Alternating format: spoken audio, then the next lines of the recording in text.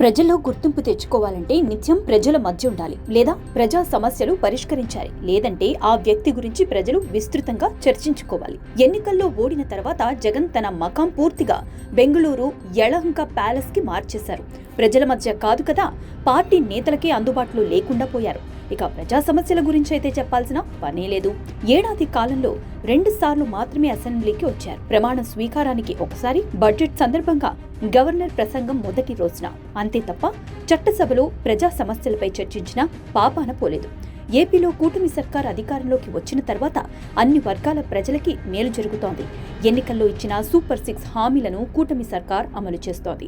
Amaravati, Polavaram project పనులు జరుగుతున్నాయి.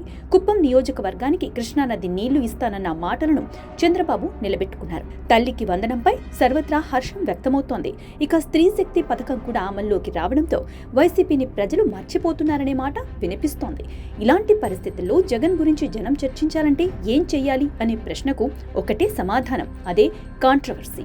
ఏదైనా సరే ఒక వివాదాస్పద వ్యాఖ్య, పర్యటన చేస్తేనే ఒక వారం రోజుల పాటు జగన్ గురించి జనం చర్చించుకుంటారనేది వైసీపీ నేతల స్ట్రాటజీ. అందుకే ప్రెస్ మీట్ పెట్టినప్పుడు ఓ వివాదాస్పద వ్యాఖ్య చేసి వెళ్లిపోతారు జగన్. అలాగే ఏదైనా పరామర్శ పేరుతో హంగామా చేస్తారు.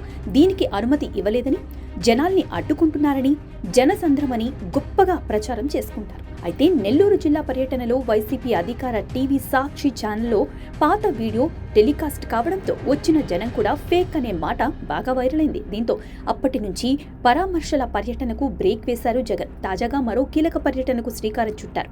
ఈ నెల 28న తిరుమల వెళ్లనున్నట్లు వైసీపీ నేతలు వెల్లడించారు. దసరా నుంచి జిల్లాల్లో పర్యటిస్తారని కూడా వెల్లడించారు. అయితే ఇక్కడే కొత్త వివాదానికి వైసీపీ నేతలు తెరలేపినట్లయింది. వాస్తవానికి వైఎస్ జగన్మోహన్ రెడ్డికి హిందుత్వం మీద నమ్మకం లేదు. వైఎస్ రాజారెడ్డి హయాం నుంచి వారు క్రిస్టియానిటీని నమ్ముకున్నారు. అందుకే సీఎంగా తిరుమల పర్యటనకు కూడా జగన్ ఒక్కరే వచ్చారు తప్ప సతీ సమేతంగా రాలేదు. సంక్రాంతి ఉత్సవాలను కూడా గుడిలో కాకుండా గుడి సెట్ వేసి నిర్వహించారు. జగన్, భారతి సహా కుటుంబ సభ్యులు ప్రసాదం తీసుకుంటున్న వీడియో, ఫోటోలు ఎక్కడా లేవు కూడా. సాధారణంగా అన్యమతస్థులు తిరుమలకు వచ్చినప్పుడు శ్రీవారి మీద నమ్మకం ఉందనే డిక్లరేషన్ మీద సంతకం చేయాల్సి ఉంది. అబ్దుల్ కలాం మొదలు ఎంతో మంది ప్రముఖులు ఇలా డిక్లరేషన్ ఇచ్చిన వాళ్లే.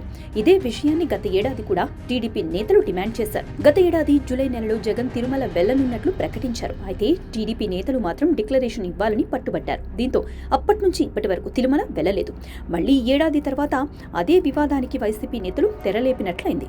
డిక్లరేషన్ ఇస్తేనే స్వామివారి దర్శనం అనే మాట టీడీపీ నేతలు ప్రస్తావిస్తే దానిపై ఓ వారం రోజుల పాటు రచ్చ జరగడం ఖాయం.